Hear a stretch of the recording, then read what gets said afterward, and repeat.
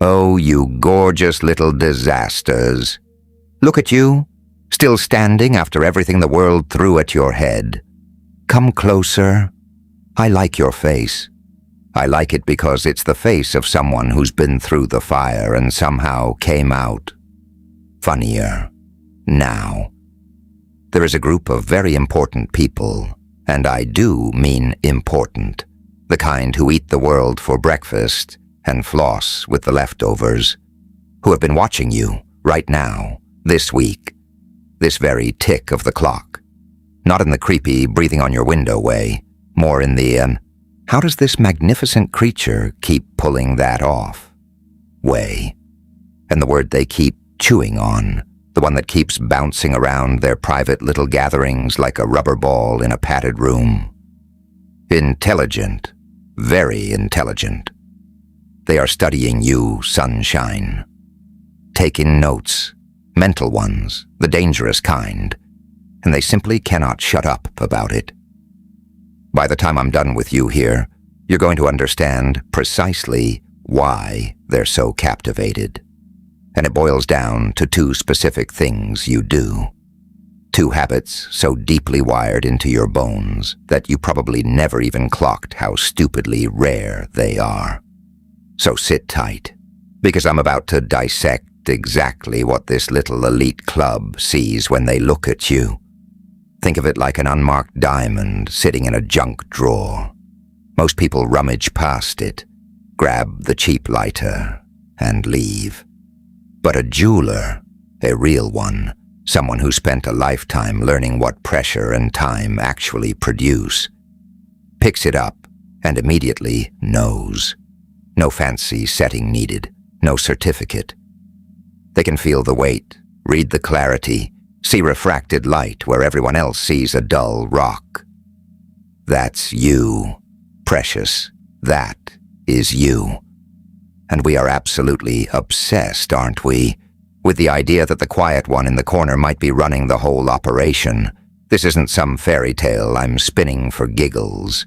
This is the actual mechanics of how you move through life. Your quiet habits, your introversion, your flat-out refusal to beg for attention.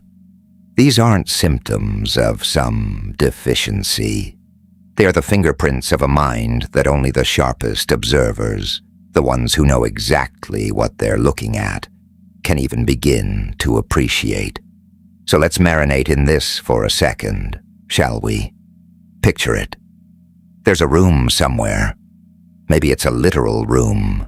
Maybe it's more like a frequency, a cluster of minds all tuned to your particular channel, and your name comes up. Someone says, "Have you noticed what they do when everything catches fire?" And the whole room kind of tilts its head. Yeah, they noticed. They've been watching you wade through genuine catastrophe, not little paper cuts, not a bad Wi-Fi day, actual tectonic, life-reshaping chaos. And instead of shattering the way most people would, and I say that with absolutely zero shade, because most people genuinely would, you did something else, something different. You handled it. You proved yourself through what you survived, through the choices you made when the floor dropped out. You showed this group the thing most human beings never get to show a single soul, who you actually become under maximum pressure. And that, my darling, is the first thing that has them buzzing like a kicked hornet's nest. Is this really working for you?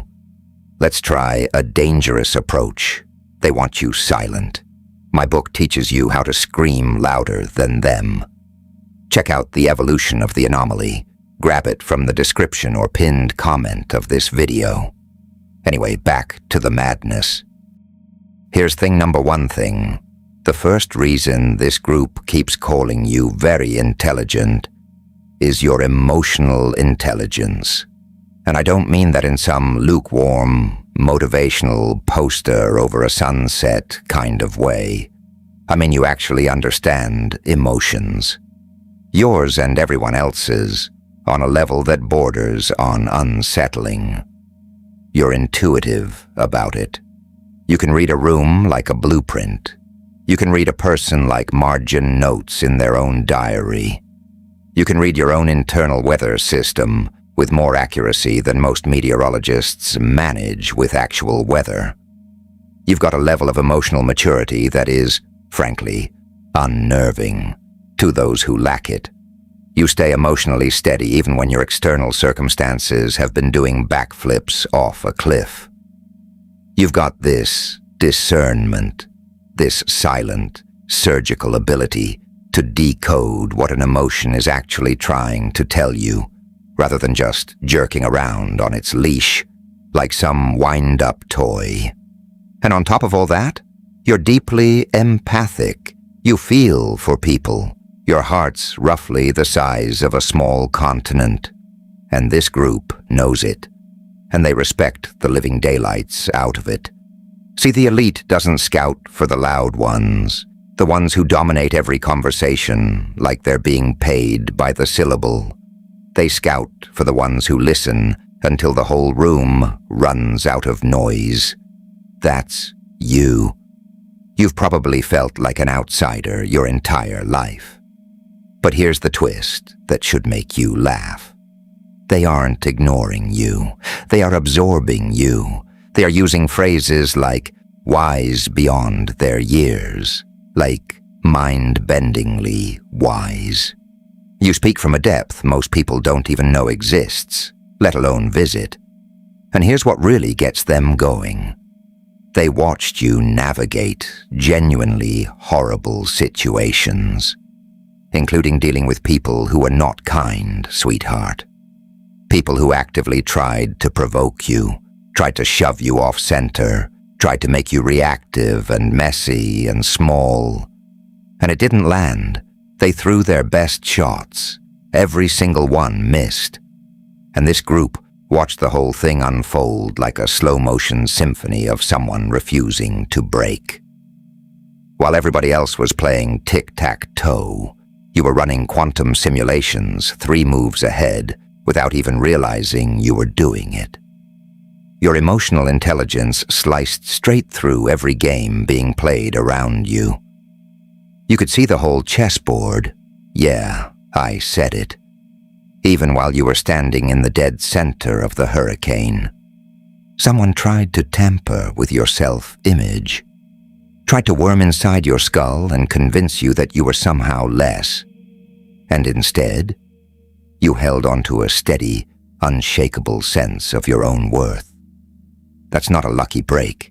That is stability you built brick by brick with your own bloodied hands. That is emotional maturity in real time, doing what it does. And this group noticed you never let yourself get dragged down to the basement level. Never got vindictive. Never went scorched earth.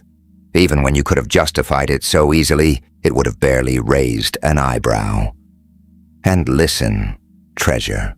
Some of what you went through, honestly, would have dismantled a lot of people, would have sent them spiraling into a genuine lights-out collapse.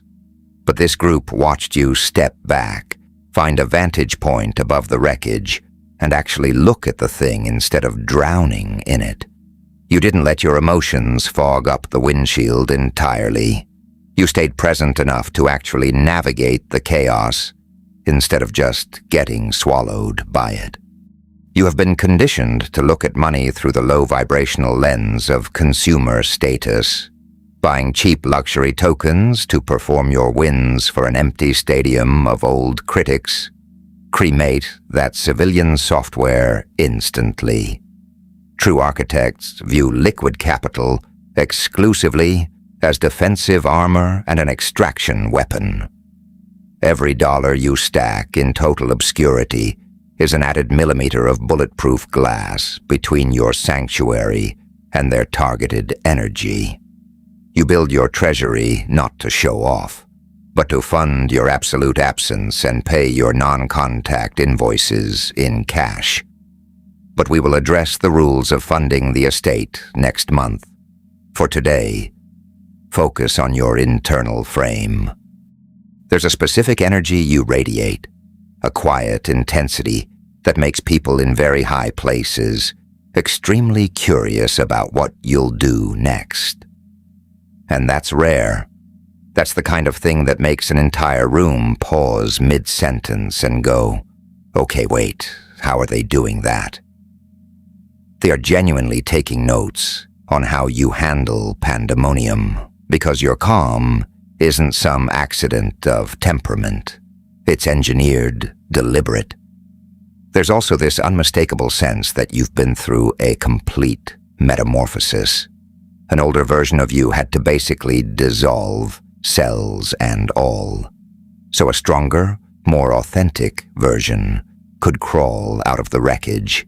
You went through the storm and emerged on the other side, loving yourself more, not less. Which is, honestly, the opposite of what most people expected. Maybe even the opposite of what certain people were banking on. Because here's the uncomfortable little secret nobody mentions at dinner parties.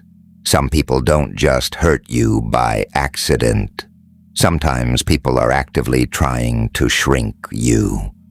Trying to smother your signal because your signal was inconvenient for their whole setup.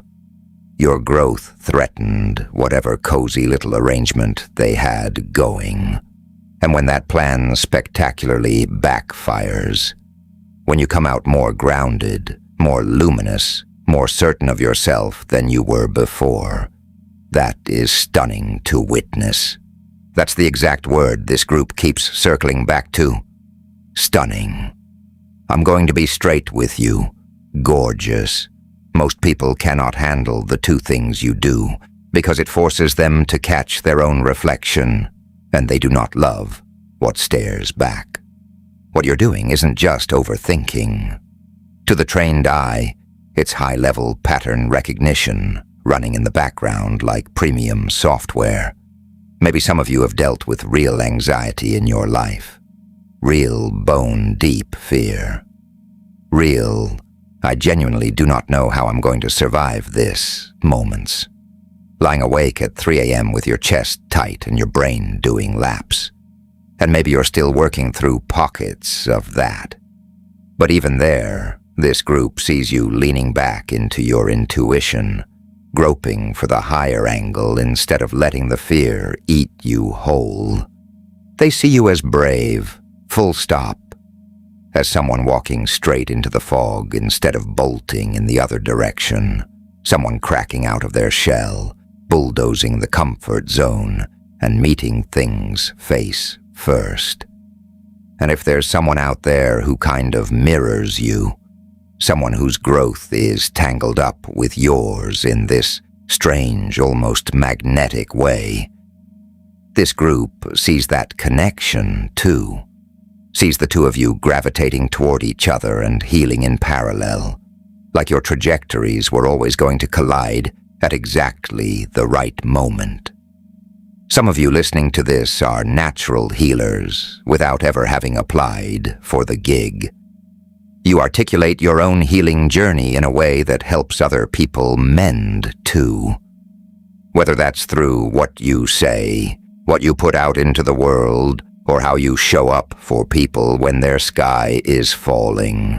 You could be, or already are, some kind of guide for others. No title, no certificate, no permission slip required.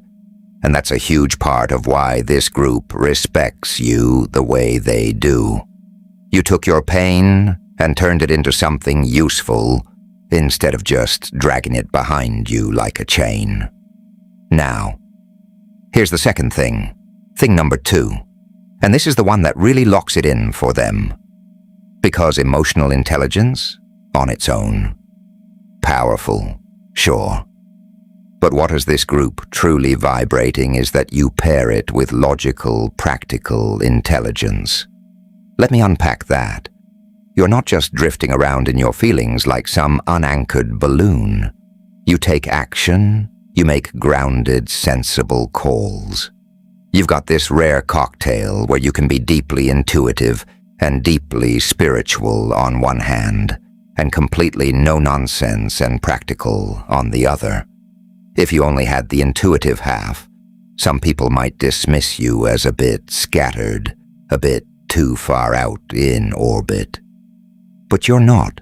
You take what your gut tells you, and you actually do something with it. You find real, functional solutions. You take the insight and you anchor it into your actual day-to-day, boots-on-the-ground existence. That combination, feeling deeply and acting wisely, is exactly why they keep calling you very smart. Not very sensitive, very smart. You aren't hard to read, by the way. You're just written in a language most people haven't bothered to learn. Let me paint you a scene, because I want you to feel this one in your ribs, not just your ears. Think about a moment, maybe a gathering, a dinner, just a knot of people talking, where someone said something and the whole room cracked up. That specific flavor of laughter, that means it genuinely landed. And you had something too. Something sharper, something that would have hit harder, echoed longer. You felt it forming in real time, the timing, the angle, the exact phrasing. Your body knew it before your brain had even finished drafting the sentence. You opened your mouth, and then you didn't say it. You smiled instead. You let their moment stay theirs. You became the person who makes everyone else glow, instead of the person who swallows all the oxygen in the room. And here's where it gets interesting, because there was a part of you, quiet, watching from the back row, that knew exactly what you would have said, knew exactly how the room would have tilted on its axis if you'd let it out.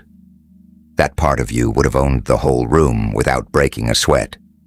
But you chose the smile. You chose small, on purpose, and something happened inside you in that instant. Like a door closing softly in a room nobody else can see. Nobody at that table noticed what you gave up. They just saw someone kind, someone generous, laughing along at somebody else's joke. And you walked away feeling two things at the same time.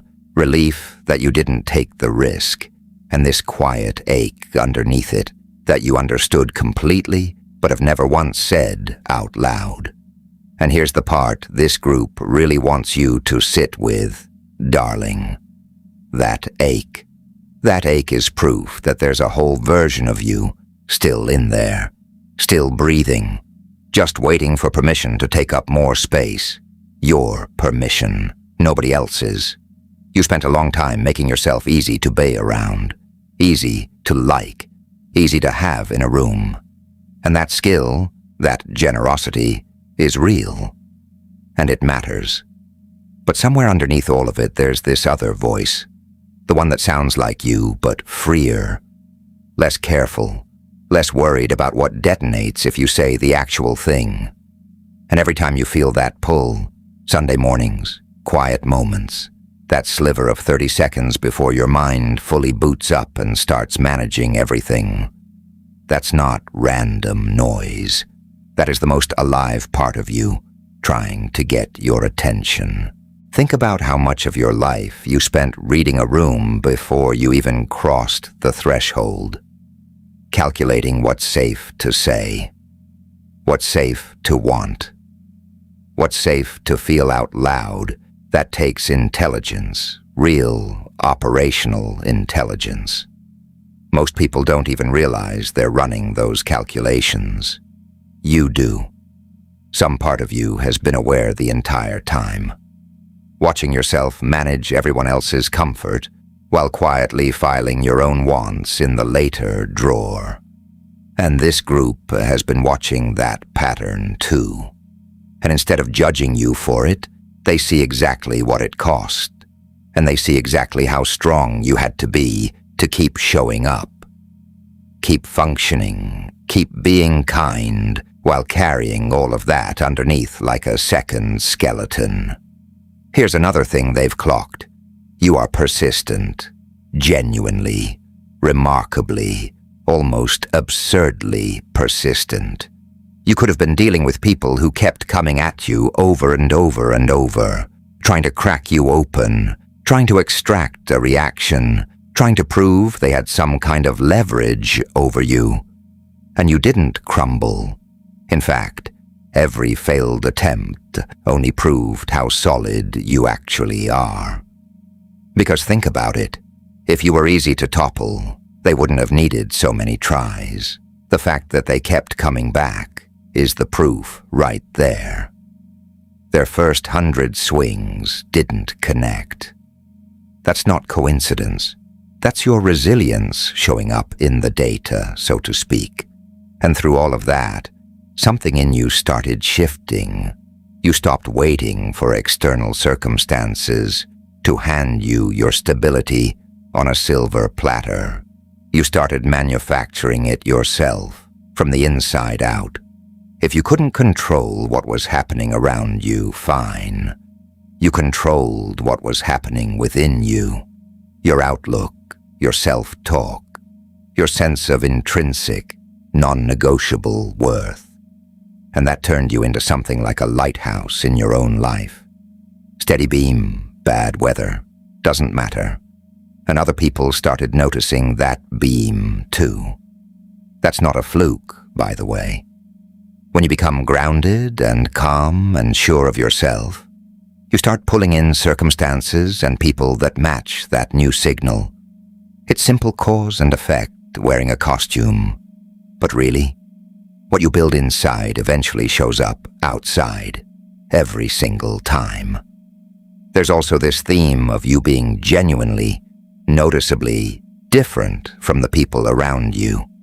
And for a long time, that probably felt more like a liability than a gift.